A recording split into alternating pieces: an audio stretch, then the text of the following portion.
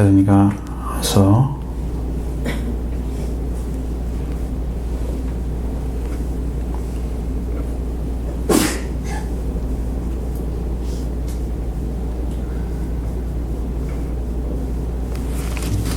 1장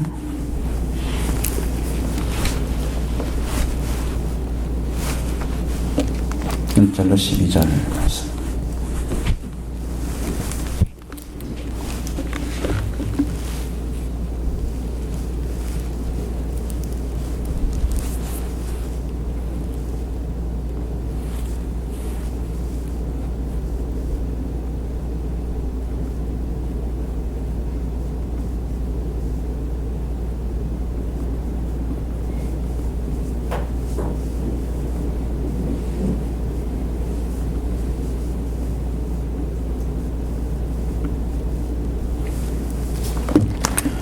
하겠습니다.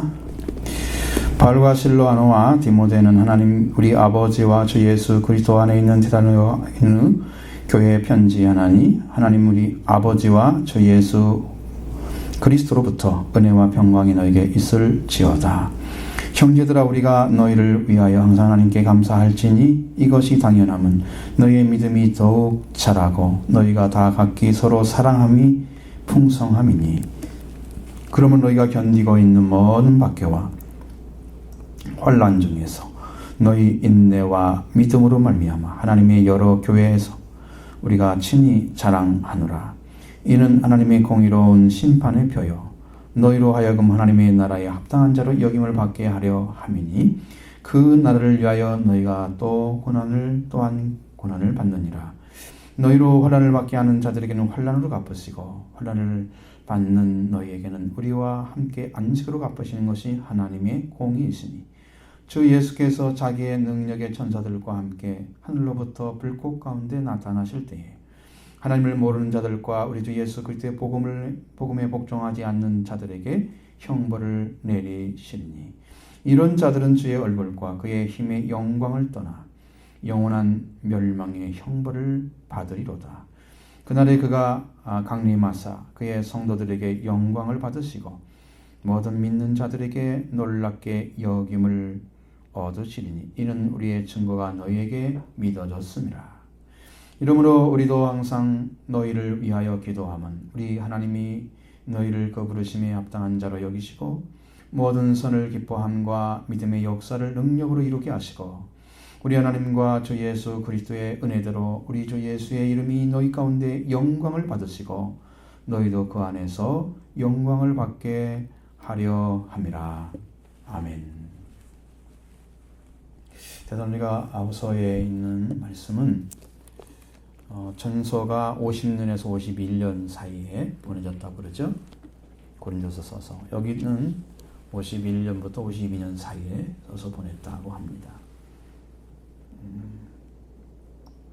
근데 전서와 후서도 똑같이 나오는 인사하는 사람들이 세 사람이 나오죠. 바울과 실로아노와 디모데입니다. 자, 세 사람들이 똑같이 나오고 있어요. 근데 여러분이 조금 이해가 안 되는 사람이 실로아노라는 사람이죠. 잘 모르시잖아요. 그분이 어떤 분인가. 우리 같이 1, 2절 같이 읽어보겠습니다.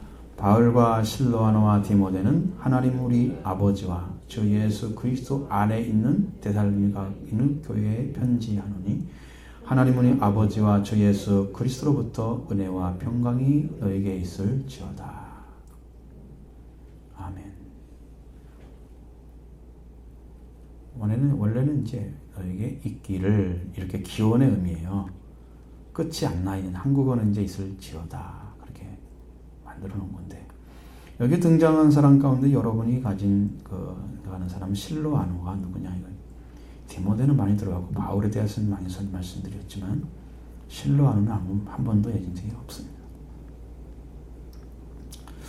그 사람은 이제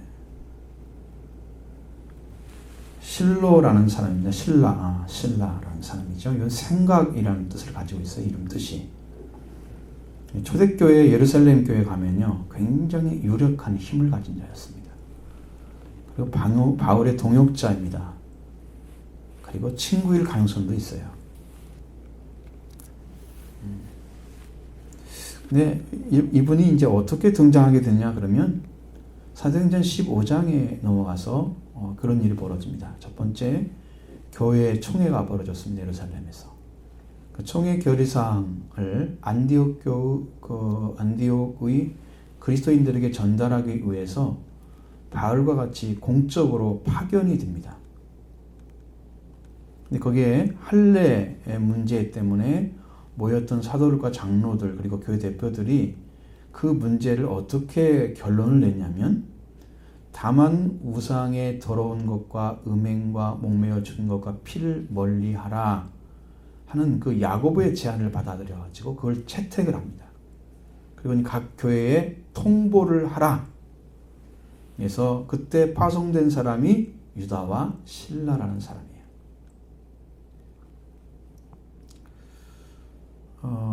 그리고 그들은 임무를 마치고 안디옥에 남아 있다가 전도하다가 다시 예루살렘으로 올라갔습니다. 그리고 바울이 그때부터 이제 제2차 전도 선교 여행이 시작됩니다. 사도행전 15장 38절에 보면 요한으로 말미암아서 바나바와 둘이 파송된 그 관계가 금이 가기 시작했습니다. 다툽니다. 바울은 밤빌리에서 자기를 떠나서 함께 일하러 가지 아니한 자를 데려가는 것이 옳지 않다 이렇게 주장을 합니다. 그래서 서로 심히 다투어서 피차 갈라서게 되죠. 그때 바나바는 마가를 데리고 배 타고 구브로로 갑니다. 바울은 그때 실라를 택해서 형제들이 주의 은혜를 부탁을 받고 스리아와 길리가로 가서 교회들을 세우는 역할을 했어요. 그때부터 이제 두 사람이 짝이 됐어요. 그러니까 2차 전도여행 때 이제 갈라지는 거예요. 바나바와 바울이. 자, 바울과 실라는 빌립보에서 저 많은 귀신들에게 귀신을 쫓아내는 것이 화근이 돼서 관가의 피소가 됐습니다.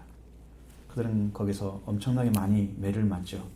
극심한 고통을 받고 군중들이 그 폭행을 난폭하게 그들 폭행하고 또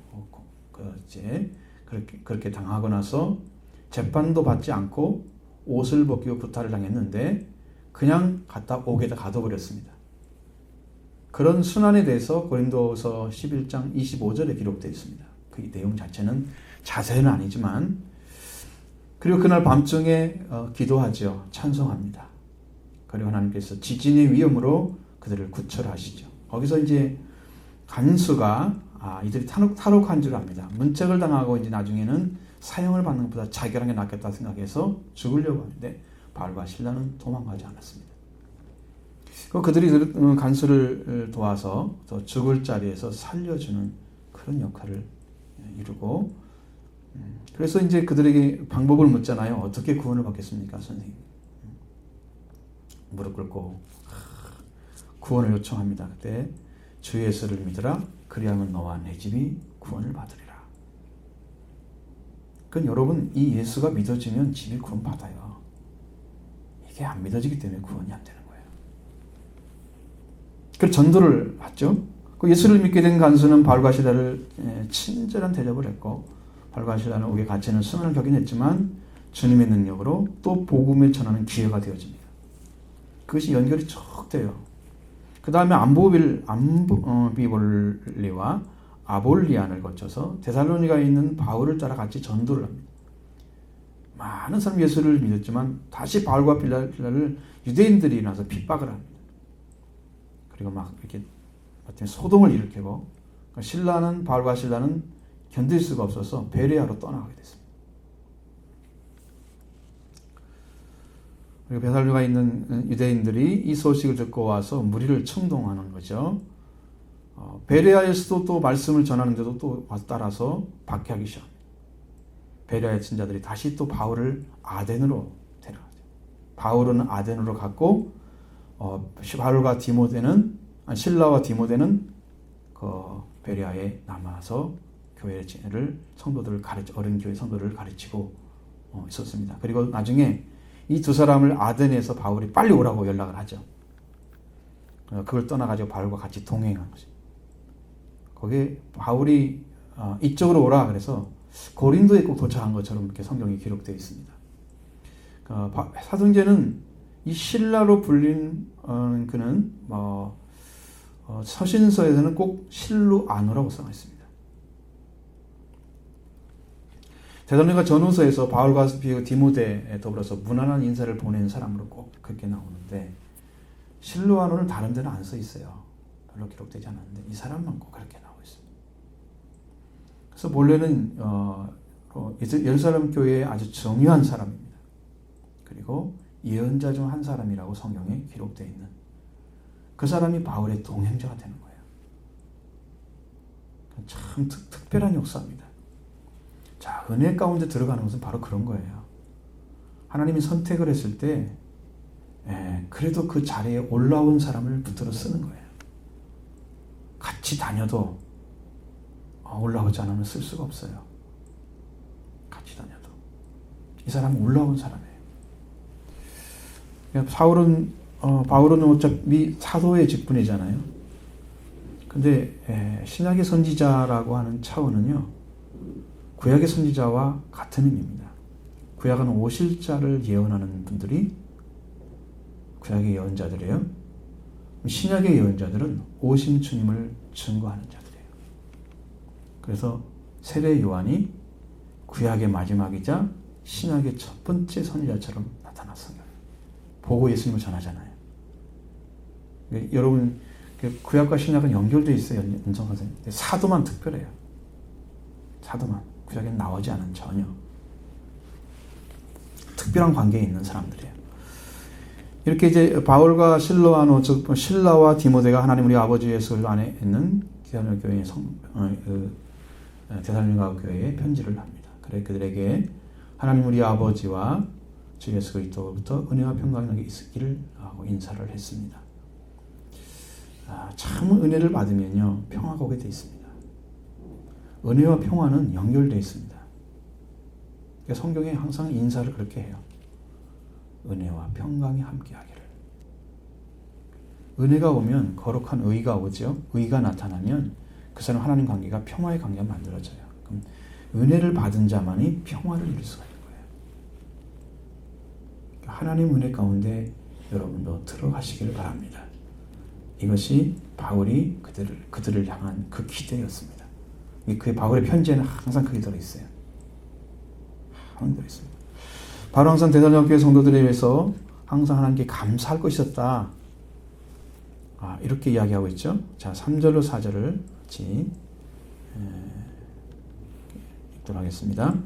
형제들아, 우리가 너희를 위하여 항상 하나님께 감사할지니 이것이 당연하면 너희의 믿음이 더욱 자라고 너희가 다 각기 서로 사랑함이 풍성함이니 그러므로 너희가 견디고 있는 모든 박해와 모든 환난 중에서 너희 인내와 믿음으로 말미암아 하나님의 여러 교회에서 우리가 친히 자랑하노라. 여기에 참 아주 놀라운 진리가 있는데요. 바울이 데살로니가 교회의 성도들을 위해서 항상 하나님께 감사한다. 이것이 당연하다. 라고 얘기하죠. 이것은 어떤 의미를 가지고 있냐면 바울은 항상 그들을 위해서 하나님께 감사를 드리는 것이 꼭 빚진 자와 같은 자리에 서서 하고 있는 거예요. 빚진 자와 같은 자리. 아주 특이합니다. 그런 표현은 거의 없어요, 성경에. 우리가 많은 사람들에게 빚진 자라고 바울은 고백했습니다. 그런데 기도로 빚진 자로 생각해요. 그건 감사해야 할 대상이야. 안 갚으면 안 돼, 그거. 빚이니까. 그죠? 도둑이 되잖아요, 안 갚으면. 그렇게 그들의 심정을 깊이 사랑하고 가지고 그런 사랑을 가지고 있는 그 심정을 가지고 있는 바울의 모습을 보여주고 있습니다. 빚진 자와 같은 거예요. 감사의 내용은 그들은 믿음이 자라는 것입니다. 또 각기 서로 사랑함이 풍성하기 때문이다 라고 했습니다. 믿음은 단수로 되어 있습니다. 피스티스는 단수로 되어 있습니다. 믿음은 개인적인 거예요. 여러분 각자의 믿음이 다를 수 있는 거예요. 이건 믿음의 분량을 얘기하는 겁니다. 믿음의 대상은 똑같기 때문에 믿음의 대상은 틀릴 수는 없어요. 틀리면 거짓된 거죠. 이건 안 믿는 거예요. 잘못 믿은 거거나 잘못된 거예요. 믿음의 대상은 딱 하나밖에 없어요. 하나님. 삼일째 하나님을 믿는 거예요. 그리고 그 말씀을 믿는 것입니다. 그 외에는 믿음이 없어요. 그 단수야. 개인적인 거란 말이죠. 그런데 사랑은 그렇지 않습니다. 서로 사랑입니다. 그러니까 여러분의 믿음이 정말로 자라게 되면 서로와 사랑의 관계가 연결되는 거예요. 이게 되는 거예요. 그러면 믿음이 더 온전해져서 하나님을 믿는 믿음이 정말 그분을 믿고 있는 거예요. 하나님이 보내신 자 그분을 믿고 있고 그 보내신 자를 통해서 그 하나님이 누군지를 알고 그 예수님을 통해서 성령이 누군지를 알아요. 예수님으로 해서 성령, 불과 성령을 세례주신 분 예수님이잖아요. 그러니까 예수님을 해서 받았어. 그러니까 삼위체 하나님 다 알죠. 그 하나님을 더 깊이 그 은혜 가운데 들어가게 되면 믿음이 더 자라게 되는 거예요. 근데 자라는 속도가 엄청 빨라요. 그래서 여기는 더욱 자라고 그랬지만 원어로 보면 엄청나게 자라고 그렇게 써 있어요. 엄청나게. 우리 엄청나다는 말은 잘 쓰는 말이 아니죠. 정말로 막 크게 일어났을 때 엄청나다는 말 쓰잖아요. 근데 그들의 믿음이 그런 상태였어요. 각자 받은 복음의 믿음이 막 깊어지고 막 커지고 엄청나게 자라고 있습니다. 성숙해졌습니다. 그래서 그 말을 믿음이 자라고 이렇게 말했어요. 자, 믿음이 자라게 돼서 그 믿음이 자라게 되면은 풍성한 사랑이 태어나는 거예요. 자, 그는 믿음은 말씀을 듣고 순종함으로 이루어지는 거예요. 자, 믿음을 대해서 말씀을 들었습니다. 하나님 말씀. 그럼 여러분들이 가져가서 그것으로 한번 살아보셔야 돼요. 사셔야 된다니까. 듣는 게 의인이 아니라 지키는 자가 의인이라 했어요. 예수님도 말씀을 지킴으로 하나님의 뜻을 이룬 거예요. 믿음의 말씀을 전해주면 그걸로 끝. 잘하겠어요? 안 잘하겠어요? 왜 안 잘하겠어요? 생명의 근원이신 그분과 관계가 맺어질 때까지 그분을 찾고 만나야 되는데 이것이 안 이루어지니까 안 잘하는 거죠. 여러분이 영양분을 주지 않는 그 어떤 것이 잘할 수 있는가 보세요. 세상에서. 양분을 먹지 않는 어떤 게 자랑있는가 보세요. 땅에다 심을 이유가 뭐가 있어요? 양분을 주기 위해서 그런 거잖아요. 애들도. 그 생명의 풍성함이 하나님께 있는데 그 하나님과 연결되는 것이 믿음인데 그것이 안 된 사람이 어떻게 자라냔 말이에요. 그러니까 여러분 예수님이 구주가 되셔서 하나님 관계에 여러분 연결돼 보세요. 여러분의 믿음이 엄청나게 자라기 시작합니다. 기하급수적으로 2, 4, 8 이렇게 올라가요. 쭉쭉쭉쭉 올라가요. 엄청나죠? 그 속도가요. 처음은 작지만 숫자가 커봐야 세월이 지나가면 팍팍팍 늘어나잖아요. 배수가 늘어나는데 기하급수적입니다. 엄청난 거예요. 그래서 믿음의 세계는요. 다른 말로 말하면 무한대한 거예요. 하나님이 무한대한 것처럼. 무한대. 말씀을 듣고 순종해서 이룬 거예요. 그들은 그 말씀을 듣고 그 은혜가 오니까 그들을 붙잡고 살았어요. 사랑은 근데 어떻게 하느냐? 사랑은 혼자 할 수가 없어요. 나 사랑해. 그리고 혼자 가만히 사랑하는 누가 관계가 안 맺어지면 사랑이 안 돼요. 다 각기 서로 사랑해야 돼. 서로. 그 사랑함이 풍성해졌다. 사랑하려면 항상 관계성이 존재합니다.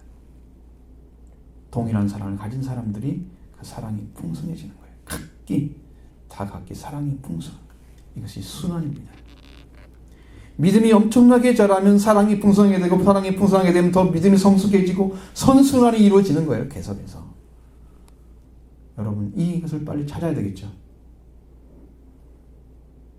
찾아야 합니다. 안 찾아도 됩니까?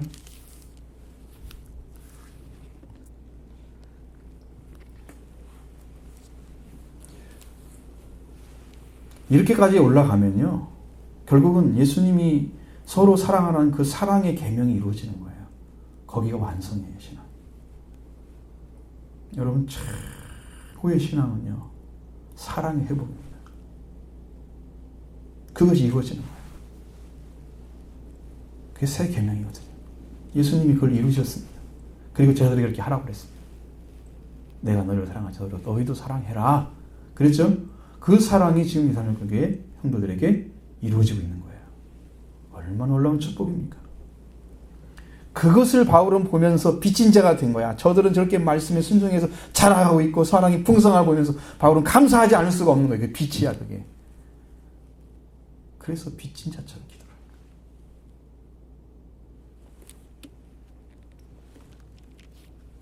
그러니 그런 믿음을 보고서 여러분 다른 교회 가서 이야기 안 할 수가 있겠어요? 그래서 자랑한다는 말 사용한 거예요. 가는 곳마다.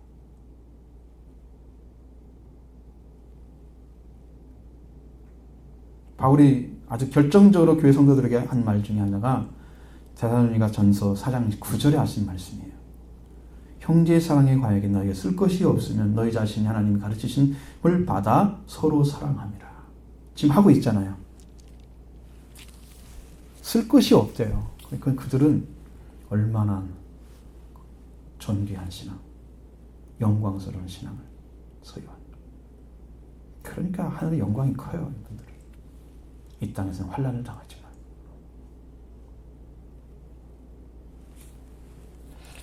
그래서 그들이 사랑을 회복해 살아가고 있는지를 밝히 가르쳐줬습니다.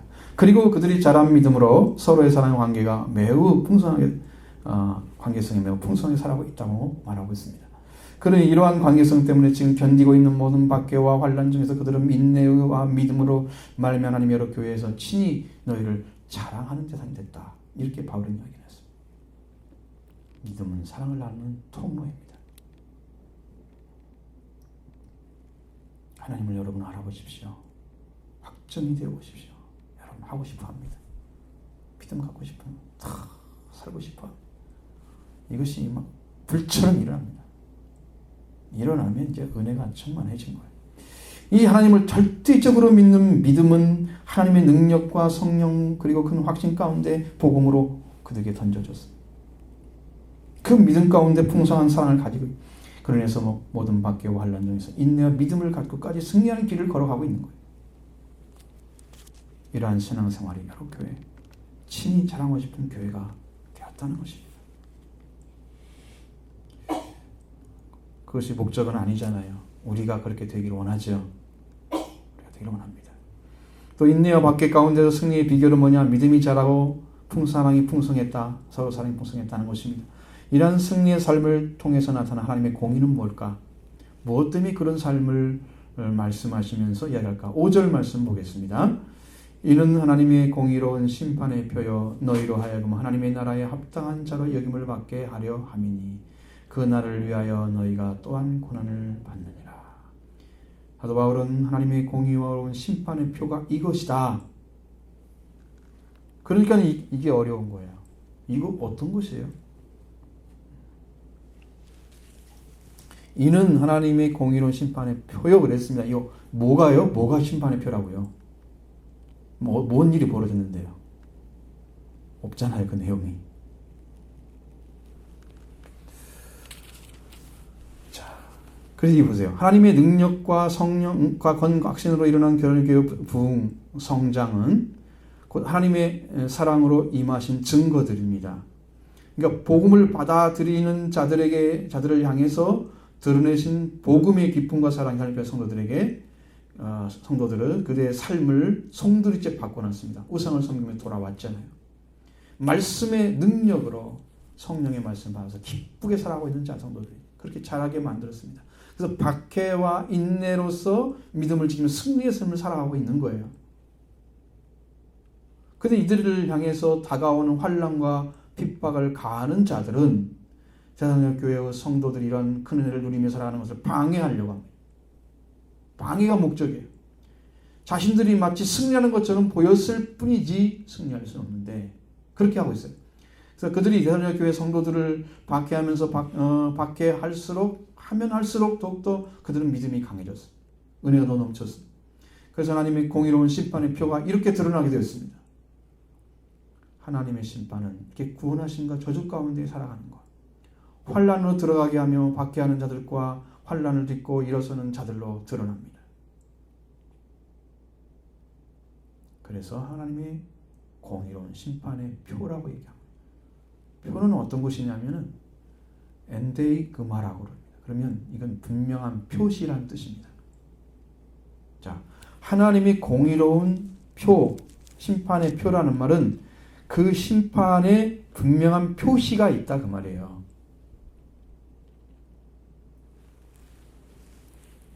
그럼 대사역 교회의 성도들이 받는 박해와 그 박해가 곧 인내와 믿음으로 승리하게 하고 하나님께서 의로운 심판에서 영광을 받는 증거가 됩니다. 여러분, 박해를 받으면 받을수록 승리하게 되면 그것은 의로운 심판에서 영광을 받는 증거로 나타나게 돼요. 다시는 심판받지 않습니다. 또 하나님께서 극심한 핍박 속에서 지켜주시는 것으로 그 보증을 얻게 합니다. 힘든 과정이 있겠죠. 그들은 분명 힘든 과정이 있어요. 여러분, 환난을 당하면 힘든 과정을 겪어가죠.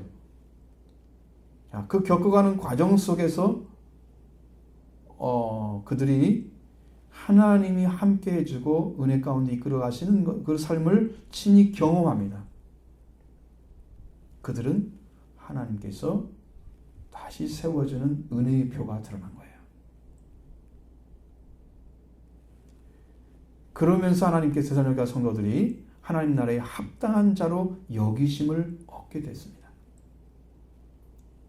뭐 아무나 들으라고 않잖아요.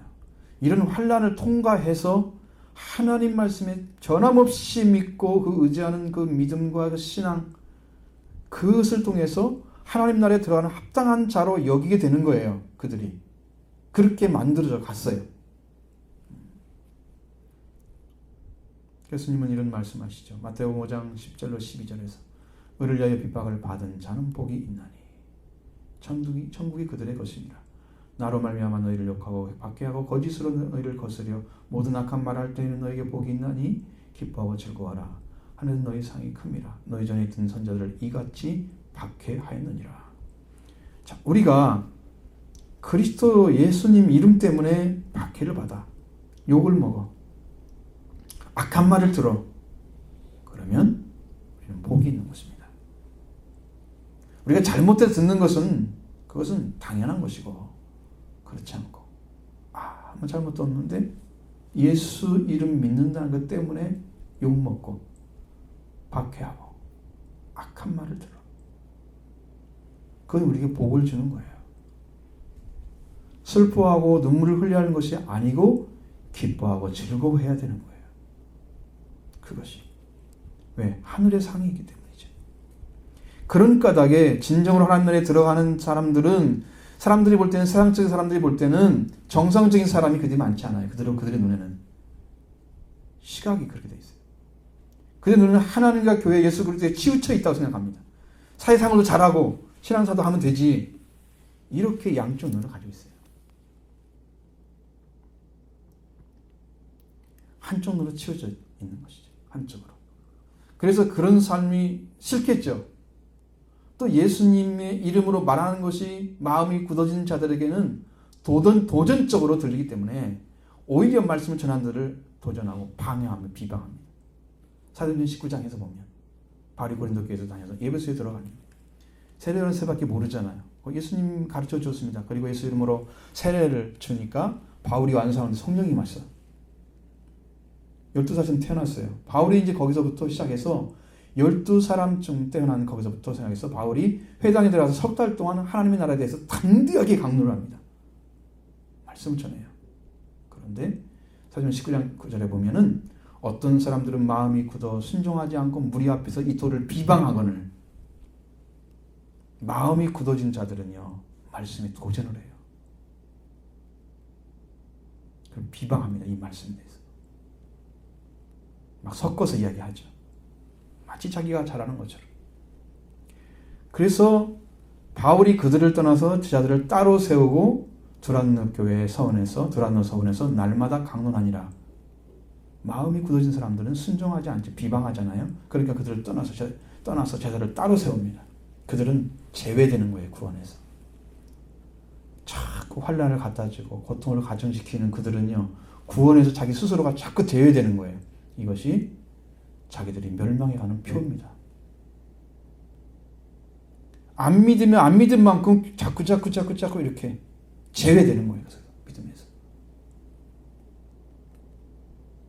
그리고 구원받아가지고 은혜 가운데 들어간 사람들은 지금 구원의 표야. 이것은 계속해서 더 굳어지고 더 굳건한 믿음이 생겨.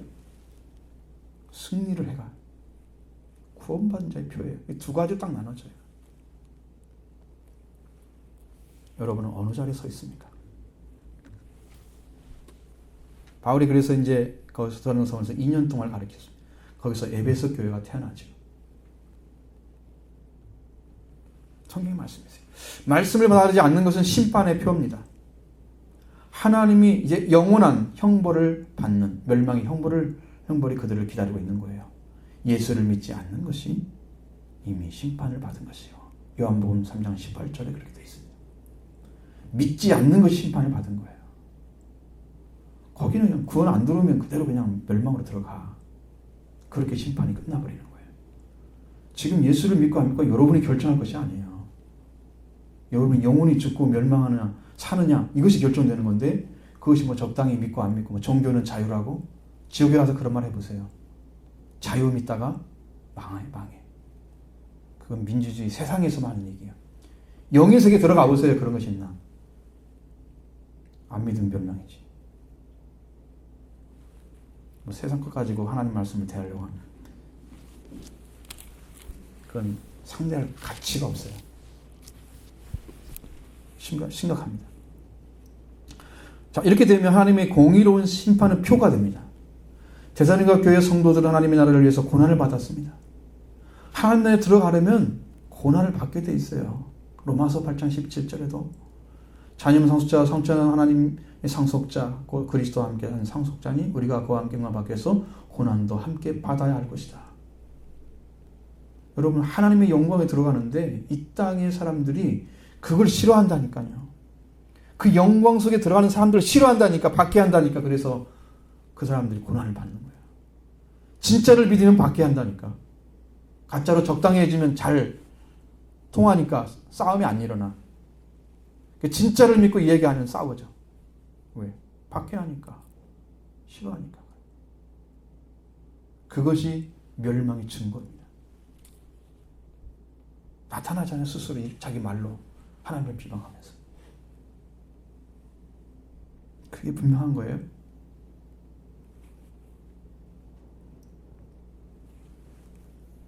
그리스도에 속한 하나님의 영광을 받는 자는 영광을 받기 위해서는 고난을 함께 봐야 한다. 그리스도와 함께.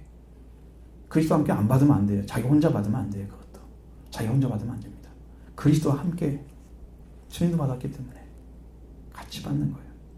분명히 사는 교회 성도들은 고난은 하나님 나라를 위해서 받는 것이었습니다. 이들에게는 큰 영광이 있는 거예요. 그 하나님의 공의의 심판의 표가 이렇게 나타나는 것입니다. 자, 그러면 하나님의 공의로운 심판의 표가 밝혀졌습니다. 하나님의 공의는 어떻게 이루어질까? 6절부터 9절의 말씀 같이 보겠습니다.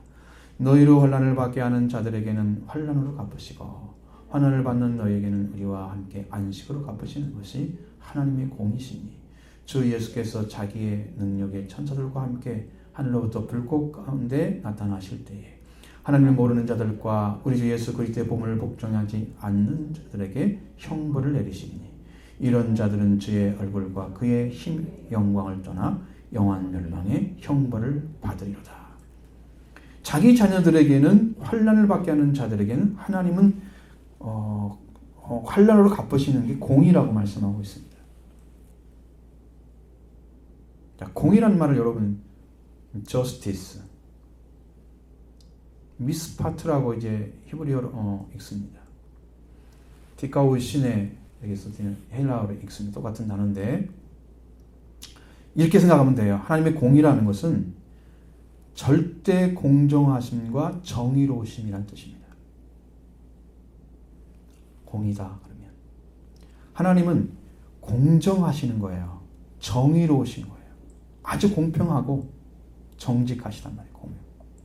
공정하단 말이에요. 전혀 틀림이 없어. 하나님이 평가하시는 방식은 완전한 기준이기 때문에 전혀 틀림이 없어. 누구 한 사람한테 치우치게 말씀하지 않는단 말이에요. 불리하게 이야기해준다 않단 말이에요. 그렇게 판결을 내리지 않으시는 하나님의 공의가 그렇게 돼 있어요.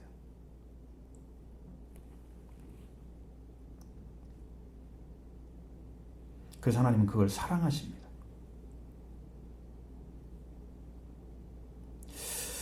공의로 번역된 히브리어 중에서 주요 명사가 미시파트라고 하는 말입니다. 심판하다는 샤파트에서 나왔단 말이에요.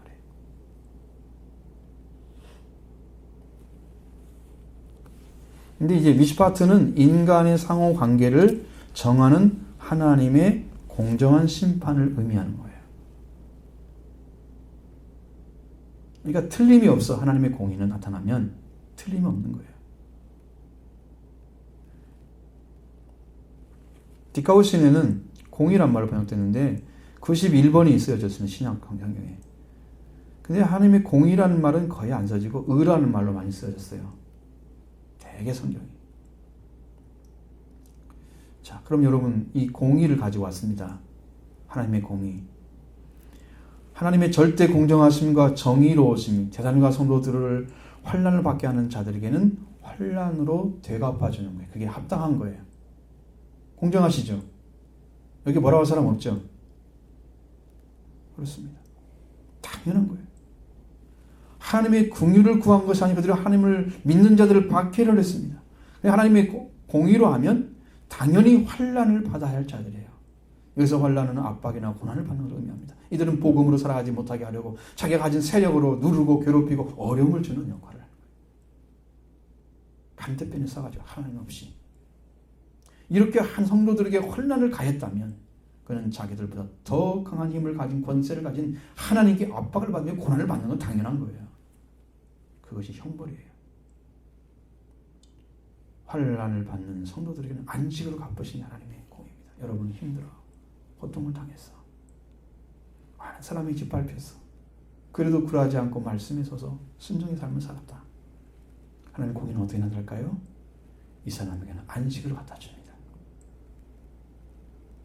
하늘나라 안식 말하는 게 아니에요. 가서 얻는 안식이 아니고 이 땅에서 안식을 줘요. 하나님의 안식을 주셔요. 네가 고통을 당했으니 그런데 끝까지 참고 인내했으니 하나님이 그걸 주시는 거예요. 그게 하나님의 공의예요. 원래 안식이라는 단어를 이렇게 찾아보면요. 이런 단어래요. 원래는 팽팽하게 당긴 활의 줄을 원래 상태로 헐겁게 놓아주는 거야. 여러분 긴장이 확 있잖아요. 활을 당기면. 그렇죠? 이거 굉장히 긴장이 있는 거잖아요. 이건 안식이 아니에요. 그래서 싸움이잖아요. 지금. 근데 이것을 딱 놓아줘요. 정상으로 딱 놓는 거예요. 그러면 얘가 평화롭잖아요. 이 관계가. 휴식의 개념입니다. 역경에서 해방되는 거고요. 수고를 그치고 휴식의 개념으로 사용된 거예요. 그래서 하나님 나라에 들어가서 얻는 안식이 아닌 지금 하나님 안에서 안식을 얻게 하십니다. 여러분 싸운 자는 안식이 와요. 지금 영적으로 싸워서 승리한 사람들은요. 주님이 여기에 찾아오셔서 안식으로 다 붙들어 주십니다. 지금도 하고 계세요. 살아계신 하나님께서 지금도 참 안식을 누리며 살아가게 하는 하나님의 공의로우십니다. 환난과 박해를 했던 자들은 멸망에 대해서 이렇게 말씀하십니다. 주 예수께서 자기의 능력과 천사들과 함께 하늘로부터 물고 가운데 나타나실 때에 하나님을 모르는 자들과 주 예수 그리스도의 예수의 복음을 복종하지 않는 자들에게는 형벌을 내리신다 그랬습니다. 영원한 멸망의 형벌입니다. 주님의 얼굴 그리고 그의 영광을 떠나서 그 힘의 영광을 떠나서 영원한 멸망의 형벌을 받을 것이다. 주 예수께서 자기의 능력의 천을과 함께 하늘로부터 불꽃 가운데 나타나실 것입니다. 이게 재림의 모습입니다. 예수님 다시 오신다 분명히 온다고 그랬어요. 그리고 자기의 능력의 천사들과 함께 하늘로부터 나타나시는데 그 하늘이란 말을 왜 썼느냐면 하나님이 영원한 처소에 계시다가 다시 세상에 재림하시는 것을 의미하기 위해서 그런 거예요. 근데 강림하시는데 불꽃이라고 나와 있어 우리나라 말에는. 근데 원어에는 두 가지가 나와 있습니다. 불과 불꽃 이렇게 두 가지가 나와 있어요. 다 써야 되는데 이 말을. 한국어는 그 말만 써도 되나 봐요. 불꽃. 근데 그렇지 않아요. 달라요. 불이 있고 불꽃이 있잖아요. 불꽃이라는 말은 불만 얘기하는 게 아니고 불과 불꽃이 있는 거예요. 자, 이것은 뭐냐면 환하게 드러나는 능력을 가리키는 거예요.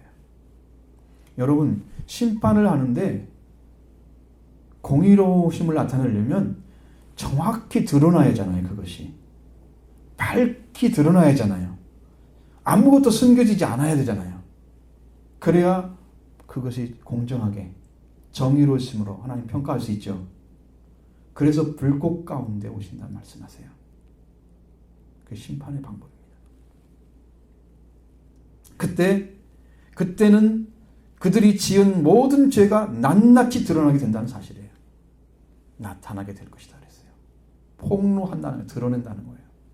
낱낱이 드러낼 것이다. 어떠한 죄를 지었든지 간에 마지막 날에 감췄던 것이 숨김없이 드러날 것이다. 어떤 자들에게 그게 드러나겠습니까? 그것은 하나님을 모르는 자들입니다. 하나님을 몰라도 형벌을 받습니다. 몰라서 그렇게 살았습니다. 그들에겐 그래도 형벌이 있습니다. 알고도 모르는 사람처럼 죄 가운데 살았습니다. 이건 더 큰 형벌을 받습니다. 그래서 이렇게 하나님의 공의가 실현될 것이다. 최후의 순간에 주님이 강림하실 때에 이루어질 거다. 그렇게 말씀하시죠. 또 주 예수의 복음에 복종하지 않는 자들에게도 영원한 멸망의 형벌이 주어진다고 말씀하고 있습니다. 주의 예수님의 복음에 복종하지 않는 영들은 하나님의 선하심과 그 사랑 오신 예수 그리스도, 그가 세상으로 세상을 구원하러 오신 것을 받아들이지 않는 자들입니다. 그 심령 가운데는 말씀을 거역하는 악한 영이 자리 잡고 있습니다. 자기가 지금 잘못된 걸 생각하지 않고 그냥 그게 옳지 않다고 믿는 거예요. 지금 교회에 이렇게 안 나오고 이런 사람들은 문제가 있어요. 그 마음 중심에 성령이 안 계시기 때문이라는 거예요.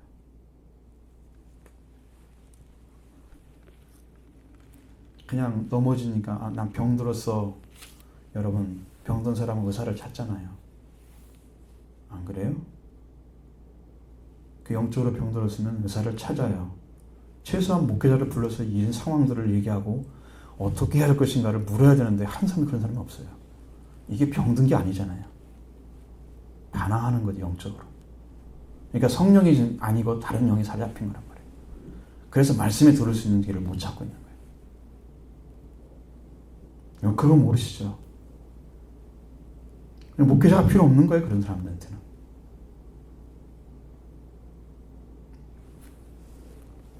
하나님의 말씀을 거역하는 영이 자리 잡고 있어요, 마음에. 그들은 구원을 요청하지 않고 말씀을 강하게 거부합니다. 지금 자기가 지금 영으로 잘못된 것은 생각해서 기도해서 약한 영 쫓아내고 말씀의 은혜를 받아야 되는 자리에 서 있는 사람들이에요. 근데 아무 일도 안 했어요. 그럼 어떻게 할 거예요, 나중에?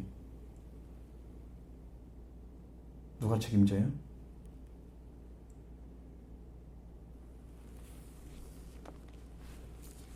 그때 그들은 하나님이 보내신 자의 말을 듣거나 하나님을 알고 하나님을 보내신 자인 예수 그리스도를 알지 못합니다. 그래서 그들한테 회개하라고 외치는 거예요. 빨리 하나님께 돌아오십시오. 이 음성이 들려오면 그때야 그 사람의 마음이 돌이켜집니다. 음성이 들려오면 그게 지금 귀에서 딱 막고 있는 거예요. 할례 받지 못한 성경이 나오잖아요. 마음에 할례 받지 못한다는 것은 귀를 듣지 못한다는 의미예요. 거기에. 응? 마음이 지금 귀와 연결되어 있어요. 안 들려요, 말씀이. 그러니까 회개하라 그 말이 싫어. 자기 마음에 들여서 나를 살리는 말이구나 이렇게 들려오면 정의 음성을 듣는 자는 살아나리라. 말씀이 들려서 살아나는데 이걸 안 듣는단 말이야. 들을 마음이 없어. 왜? 영이 맡고 있는 거예요. 악한 영이. 자기는 안 들린다고만 생각해. 그거 기도해서 쫓아내야 돼요. 회개하지 않고 어떻게 음성을 들어요?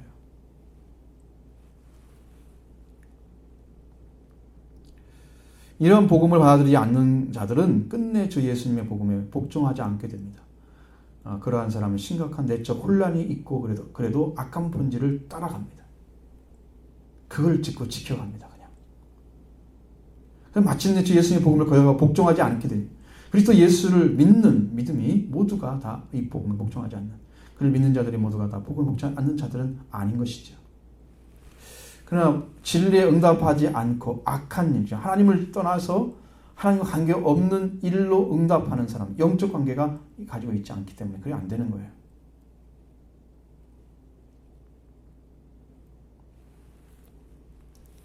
자, 그럼 회개하고 돌아오면은 힘들지만 그 과정을 겪어서 하나님께 돌아오면 들어갈 수 있습니다. 계속 기도해야 됩니다. 그 사람은.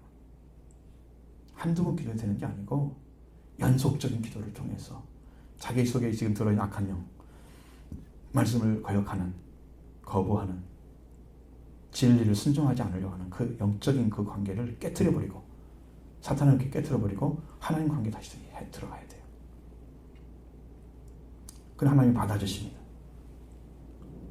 하나님께 회개하려고 하는 마음으로 오는 자들은 하나님은 절대 외면하지 않습니다. 성경에 보면 다 받아들이신다. 하나님은 널리 용서하시라. 나에 돌아와라.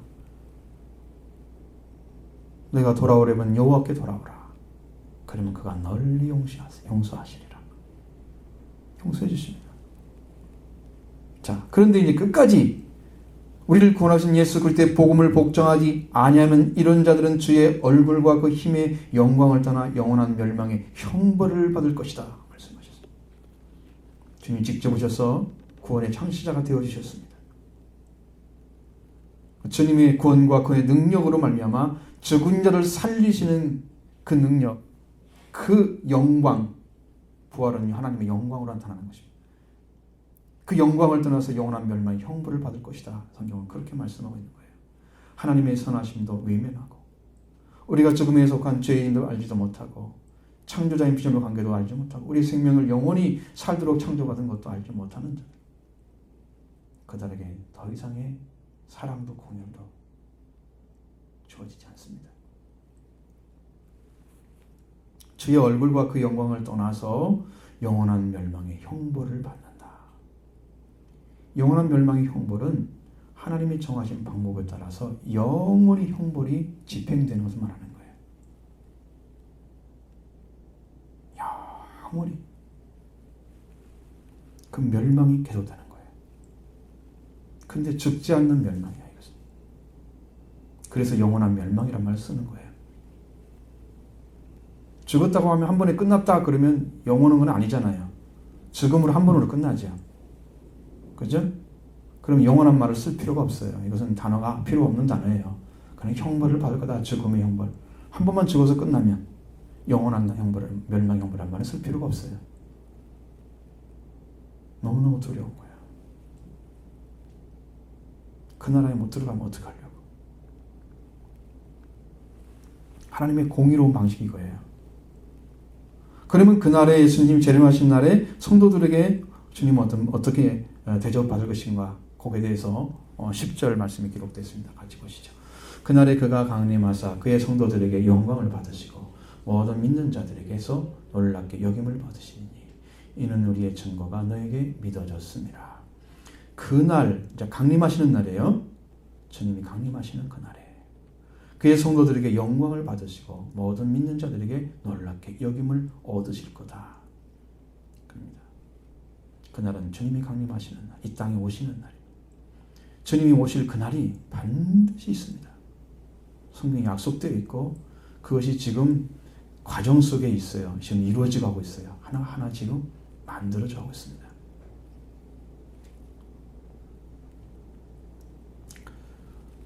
그날에 주님이 강림하실 그날에 강림하실 때 그의 성도들에게 영광을 받으십니다.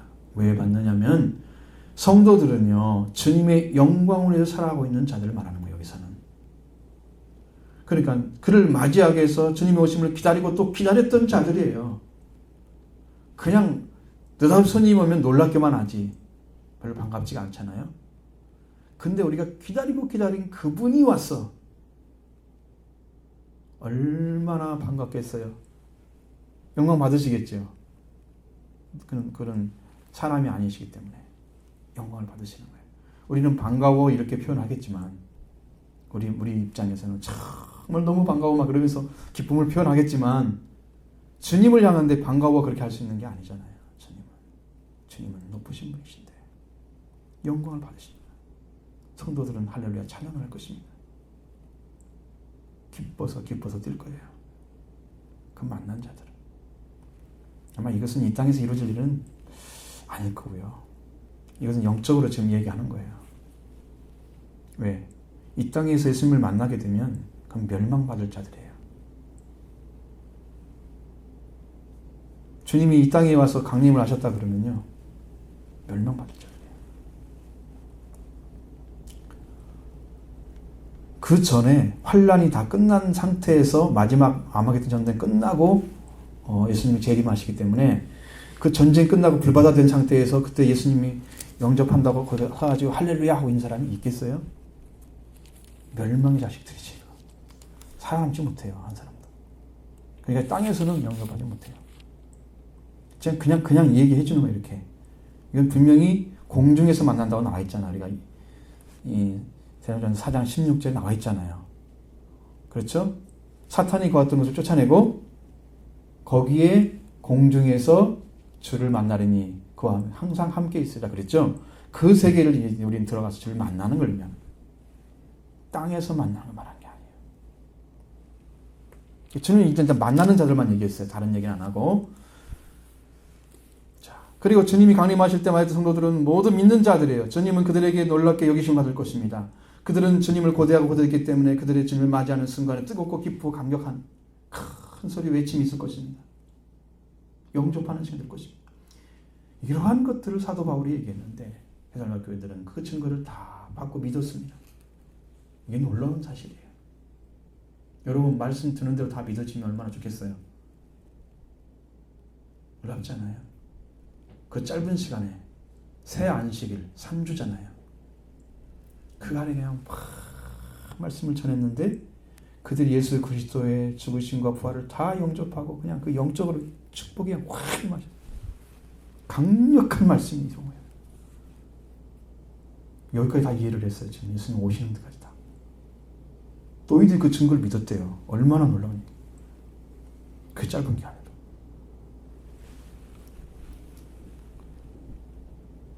자, 이렇게 하나님의 역사에서 마지막 때가 모습을 보여주고 있고 또 예수님이 오실 그날의 모습도 보여주고 있습니다. 이렇게 영접한 자들은 환란에서 안식에 들어간 자들이에요.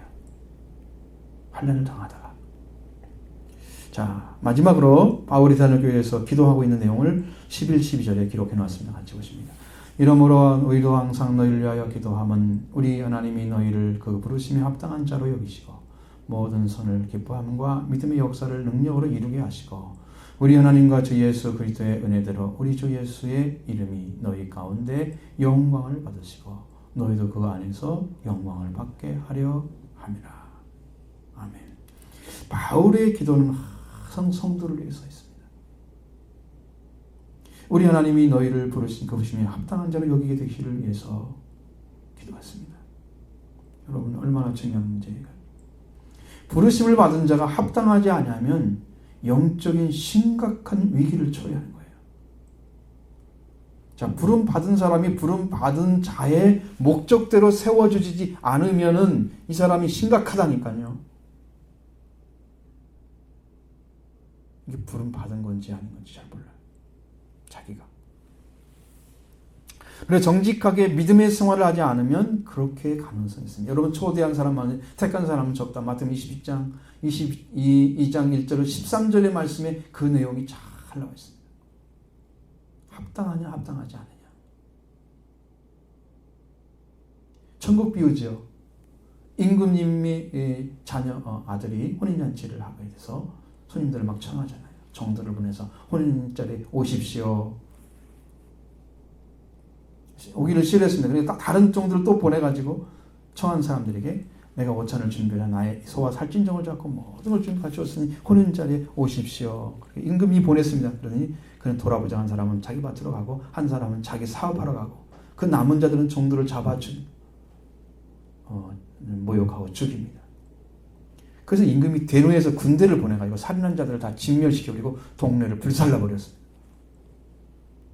합당한 자들이 아니기 때문이죠. 초청했다고 해서 합당한 게 아니에요. 초청의 기회도 받아들이지 아니한 자들은 였습니다. 그래서 임금은 다시 종들에게 말합니다. 혼인잔치 준비해서 청한 사람 합당하지 아니하니. 자, 합당하지 아니한 자들은 어떻게 됩니까? 버립니다. 이게 문제이기 때문에 지금 불렀다고 해서 똑같은 자리에 서 있느냐? 그렇지 않아요. 거기에 올바르게 응답해주면 들어가는 거고 올바르게 응답하지 않는 삶을 살아주면 못 들어가는 거예요. 버림받아요. 성경이 그렇게 나와 있어요. 그래서 사람들을 청한 사람 합당하지 않으니까 내거리의 길로 가서 만나는 혼자한테 청하라 오라 청하여 오라 이렇게 종들이 가서 악한 자 산자를 만나서 데려왔습니다.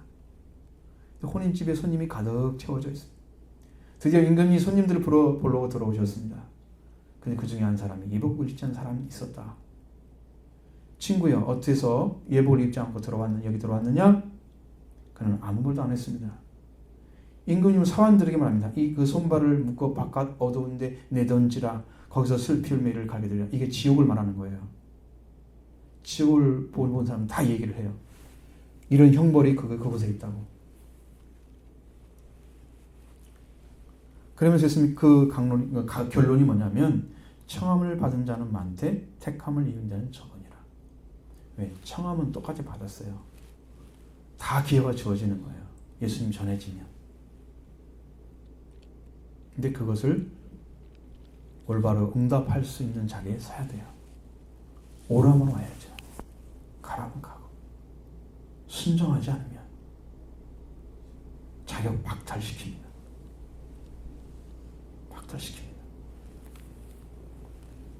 그 임금이 청한 자들은 합당하지 않으니까 다른 자들을 부르시고 그 사람들은 제외시켜버립니다. 택함을 받은 자로 못 들어가요. 부름받은 자가 합당한 자가 되기 위해서는 여러분 기도하지 않을 수 없는 거예요. 기도 삶을 긍휼히한다. 합당한 자 들어가기 힘들어요. 저는 그게 어렵다고 봐요. 오늘 우리 성도들이 교회에 나와서 예수 그리스도를 영접하지 않는다면 부르심에 합당한 자가 아닌 거예요. 그들은 차고 넘쳤잖아요. 분명히 그것을 저도 기도하고 있습니다. 여러분들이 모두가 예수님 영접하고 영적으로 태어나기를 위해서 기도하고 있습니다. 이 하나 얻기가 얼마나 힘들어요. 하늘의 별장보다 더 힘든 것 같아요. 뿐만 아니라 바울은 그들에게 모든 선함과 기뻐함, 선함을 기뻐함과 믿음의 역사를 능력으로 이루게 하기를 위해서 기도했다고 했어요. 모든 선을 기뻐하는 것은요, 선에 속한 사람들이 하는 거예요. 선한 것을 기뻐하는 사람들. 기뻐하는 것은 모든 사람이 다 그렇게 할 수 없는 거예요. 왜 그러냐면은 내 본성이 안 맞기 때문에 어떤 것은 인정하는데 어떤 건 안 하고 싶은 거예요. 본성이 인정하지 않는 거예요. 모든 선함을 다 따라가는 사람들이 없어요. 이것이 완전히 깨어져서 하나님의 것으로 이 성품이 변화된 사람이 그 선을 다 따라가겠어요. 모든 선을.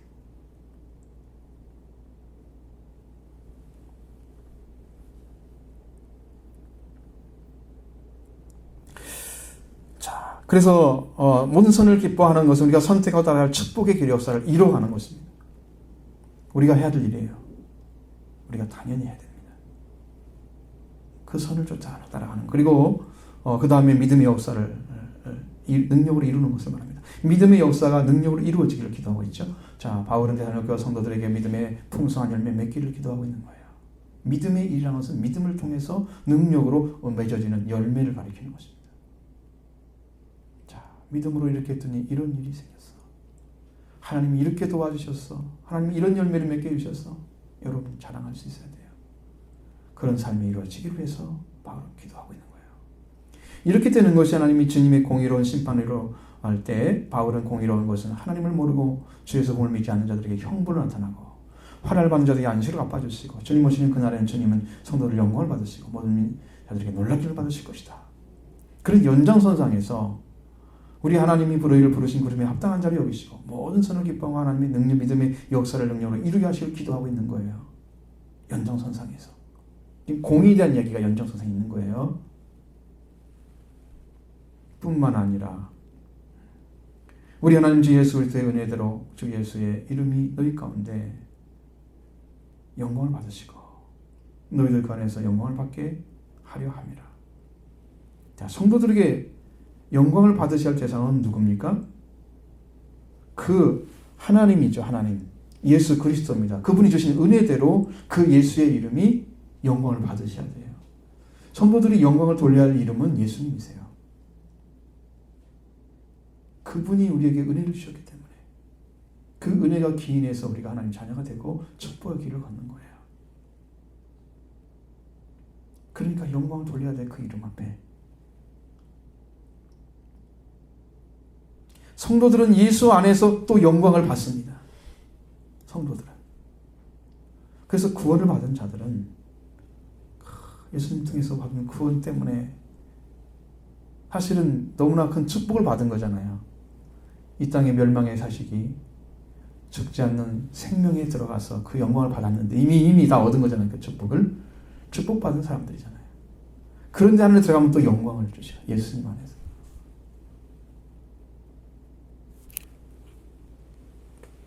이제 결론입니다. 하나님의 공의를 정확히 아셔야 됩니다. 성경의 율법이 정한 대로 갚으시는 거예요. 출애굽기 21장에 보면은 23장 23절 25절에 보면 그러나 다른 해가 있으면 갚되 생명은 생명으로 눈은 눈으로 이는 이로 손은 손으로 발은 발로 된 것은 된 것으로 상은 상한 것으로 때린 것은 때림으로 갚을지니라. 공평하죠. 정의롭잖아요. 행한 대로 갚으시는 거예요. 행한 대로 갚으시는 거예요. 우리가 하나님의 영광을 위해서 생명 바쳤으면 그 생명을 보상해 주십니다. 영광으로. 그 가장 큰 영광을 받는 자들이 전도 많이 한 자들과 순교한 자들이에요. 생명을 살렸기 때문이고 한 사람 자기 생명을 바쳤기 때문이에요. 영광 받는 거예요.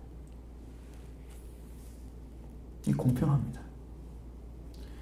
자기의 가장 아까운 생명을 들여서 주님을 섬겼기 때문에 주님 거기에 합당한 영광을 내주는 거예요. 그게 상이란 말이에요. 이것이 또 공평하고 공정하고 또 정의로운 것입니다. 요한계시록에서 22장 12절 보라 내가 속히 오리니 내가 줄 상이 내게 있어 각 사람에게 그가 행한 대로 갚아주리라. 이기는 자에게는 주시는 상은 상한 대로 갚아주시는 하나님의 공의.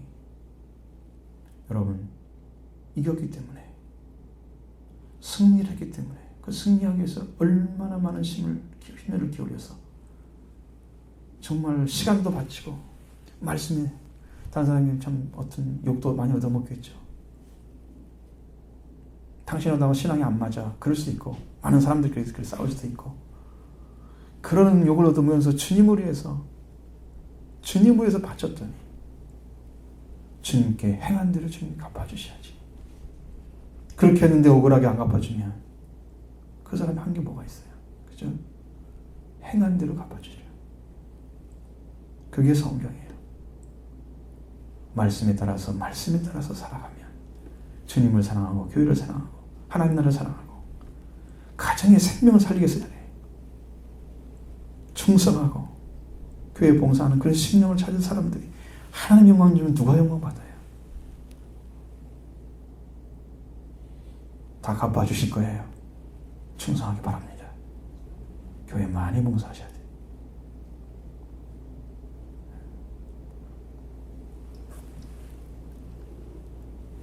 그리고 하나님의 공의가 또 나타나죠. 자, 그러니까 어떻게 되냐? 이 말씀을 요한계시록 22장 18절에는 내가 이 두루마리의 예언의 말씀을 듣는 자에게서 증언하나니 누구든지 이것들 외에 더하면 하나님의 이 두루마리의 두루마리에 기록된 재앙들을 그에게 더하실 것이요. 자, 말씀을요 지키는데 더하면 재앙을 받아요. 기록된 재앙에 들어가요. 이게 버림받는 거예요. 그것도 버림받는 것입니다. 그 다음에 19절에 만일 누구든지 이 두루마리의 예언의 말씀에서 제하여 버리면 하나님이 이 두루마리에 기록된 생명나무와 및 거룩한 성의 참여함을 제하여 버리시리라. 두 가지. 성에 못 들어가요. 하나님 나라에 못 들어가요. 이 말씀에 기록된 대로만 믿고 기록된 대로만 순종해 가면 여러분 이긴 자가 될 것입니다. 생명수 강에 들어갈 것입니다.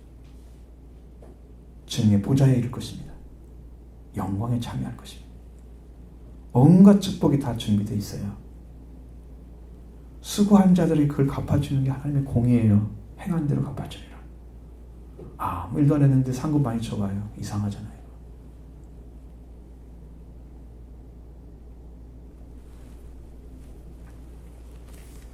깡통을 차고서라도 지옥에는 가지 마라 그랬잖아요. 여러분 말씀을 믿고 순종할 때 하나님 뜻을 행하고 거기서 승리해서 반드시 하나님의 놀라운 축복과 상과 영광을 받는 여러분 다 되시길 바랍니다.